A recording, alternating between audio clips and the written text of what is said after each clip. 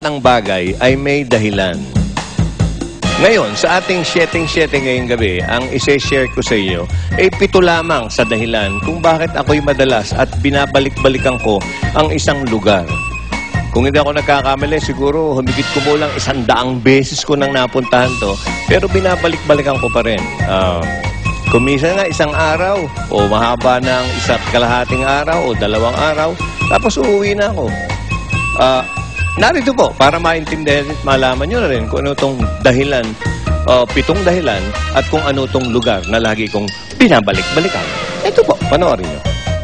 Baka nagtataka kayo kung nasaan ako. Nasa Hong Kong po ako, dito sa may Hutong. Meron akong 7 dahilan kung bakit gusto ko laging bumabalik dito sa Hong Kong. Una, 1.5 hours, nakapag-abroad ka na.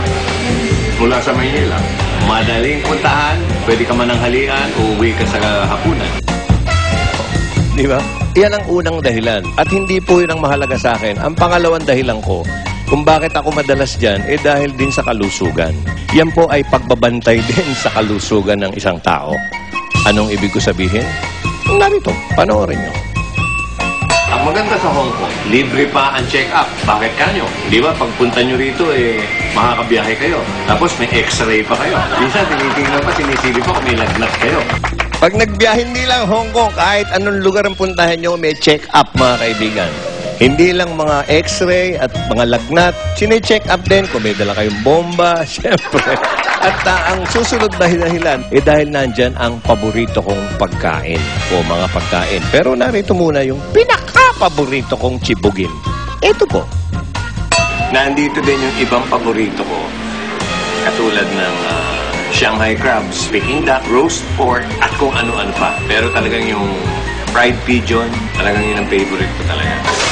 Ito ata yung bato-bato. Bato-bato ang tawag dito sa Tagalog.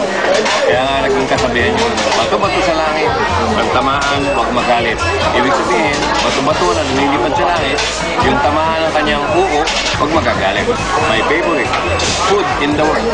Actually, hindi naman fried yan eh. Yan roasted baby pigeon, yung eksakto. Yan po ang paborito ko. Sabi, mataas daw sa kolesterol, pero may mga gamot po akong dala na pangontra dyan. So, dinadayo ko pa yan. Ngayon, ang susunod, ano pa nga ba? Bakit ako balik ng balik? At kayo rin. Bakit kayo biyahe ng biyahe? Dahil siyempre sa aping daldal. In short, shopping. Ito, tingnan natin. Ang paborito kong sinashopping dito sa Hong Kong ay walang iba kundi mga pirata. Ay, hindi. Mga DVD. Katulad yan, oo. Yan ang paborito ko. Dahil yan ang pinakamalapit sa Pinas na bilihan ng mga taste. Pag siyempre pa, hindi lang yan. Marami kayong mabibili. Lahat na, mga panregalo nyo. At saka dyan, nakakapag-jogging ako sa mga mall na naka-aircon. Libre. At dito ginagawa din yan. So, healthful. Uli, puro tungkol sa kalusugan lang po ang dahilan ko kung bakit ako biyahe ng biyahe. Okay. At isa pa sa dahilan kung bakit ako nandyan nga, paglilibang. Huwag nyo namang mamasamain itong paglilibang na mapapanood nyo. Hindi naman ako gumon dito. Mabuti pa panoorin nyo na lang.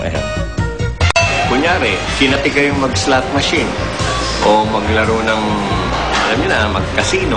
Mula rito sa Hong Kong, sandaling-sandali lang, about an hour, pwede na kayong pumunta ng Macau. Kita nyo, nakakapaglayag pa kayo. At mga kaibigan, ang isa pang dahilan, yung maipapasyal mo ang mga bata.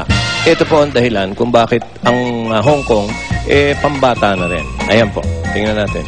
Ngayon, kung may mga dala kayong bata na hindi naman pwede sa casino, pwede nyong iwanan sa Disneyland. May Disneyland din dito, so doon yung daycare. Ang totoo po niyan, isa tayo sa unang inalok na magkaroon ng Disneyland. Kung hindi ako nagkakamali, may dahilan po kung bakit hindi natuluyan.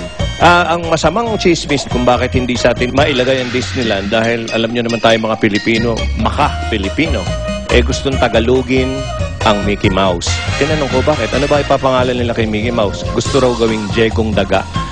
Kaya nga hindi matuloy-tuloy. Ang pampito, mga kaibigan, kung bakit gusto kong magbalik-balik sa Hong Kong ay dahil sa chismis. Ayan, katulad po nito. Ayan. At marami pa pong kung sino-sino yan. Yan po ang ating setting ngayong gabi. Abangan nyo next week. Eto na, aalamin na natin kung bakit na-ospital ang aking partner na si Mel Chanco. Ha! Si Mel na ospital sa pagbabalik ng Mel and Joey. Okay. Thank you.